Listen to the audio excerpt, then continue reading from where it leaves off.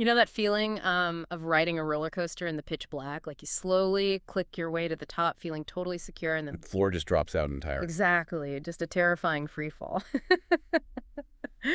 Well, welcome to today's deep dive. We are exploring the ancient mechanics of that exact drop, looking through the lens of Psalm 30. Yeah, using the English Standard Version today, along with its historical context and some deeply revealing translation footnotes. Right, because our mission today is really to figure out why human security is so incredibly fragile and, how this ancient text handles that ultimate emotional freefall. So, where do we actually start? Well, the setting here is, it's pretty crucial. This is a Song of David, and it was written specifically for the dedication of the temple, which Right, is the temple, like massive stone architecture. exactly. It's an occasion meant to celebrate permanence and just an enduring legacy. Yet, if you look at the text itself, it's this really intense recounting of near death, of being rescued from Sheol, and just deep personal instability. Man, that contrast is wild. You have this literal permanent temple being built, but the author is writing about how quickly his own foundation just completely crumbled. Yeah, it really highlights the fragility. And to understand that free fall, we kind of have to look back at the setup. It stems from, well, a surprising moment of arrogance in verse 6. Oh, right. As for me, I said in my prosperity I shall never be moved. It's so recognizable, right? It's that illusion of invincibility we all get. I mean, we've all been there. Right. It's like when your life finally feels perfectly organized, your inbox is empty, your career is peaking, and you just think, I'm touchable now, but then the bottom completely drops out. And the text actually reveals the hidden mechanics behind that supposed stability.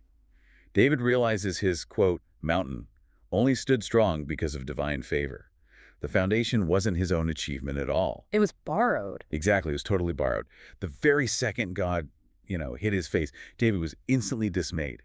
It's this profound theological whiplash. And what fascinates me is that when that borrowed foundation drops out, he doesn't just like passively accept his fate. He doesn't just sit there quietly weeping. No, he absolutely does not. He moves into this active, high-stakes negotiation. Hmm. Over in verse 9, he literally starts bargaining. He asks, what profit is there in my death if I go down to the pit? Okay, let's unpack this for a second because, Will the dust praise you? right, will it tell of your faithfulness? Wait, is David actually trying to guilt trip God here? It really does read that way at first glance, doesn't it? Yeah, it sounds like he's saying the divine is, losing an asset. Like, hey, if I die, you lose your best hype man. It sounds highly transactional on the surface, Yeah. but the footnotes completely change the tone of this. The word translated as death there literally means in my blood. Oh, wow. Yeah, and the pit translates more accurately to corruption Yeah. or physical decay. So he's focusing heavily on the physical destruction of the body. So he's literally saying, shed blood and dust can't do anything for you. Exactly. In the ancient Near Eastern worldview, this is actually a profound theological argument. Dust and shed blood, Hmm. they lack the capacity for relationship. They can't express gratitude. Right, they're just inanimate matter. Yeah. David is emphasizing that the divine purpose is better served by a living, breathing connection than by physical corruption. Essentially, praise requires the living. Wow. And because God desires that living relationship, the argument, it actually works. The bargaining holds weight. It does. It leads directly to this ultimate reversal of fortune, a complete wardrobe change, basically. Oh, I love that part. The mourning turns to dancing, the sackcloth is removed, and he's clothed with gladness. Which brings us to the most famous takeaway in verse 5, right? For his anger is but for a moment, and his favor is for a lifetime. Weeping may tarry for the night, but joy comes with the morning.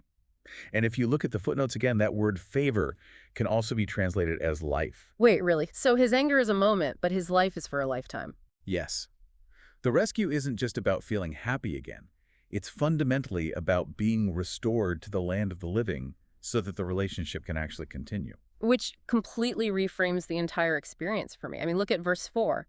The text commands us to give thanks to his holy name, but the Hebrew translates directly to giving thanks to the memorial of his holiness. That's a really powerful distinction. It is. Think back to that terrifying freefall we discussed at the start, When you're in the pitch black, if the goal of the rescue is an ongoing living relationship, it makes you wonder, Or what, exactly? well, is the true purpose of surviving our darkest, most painful nights simply to become a living, breathing memorial of the joy that comes in the morning?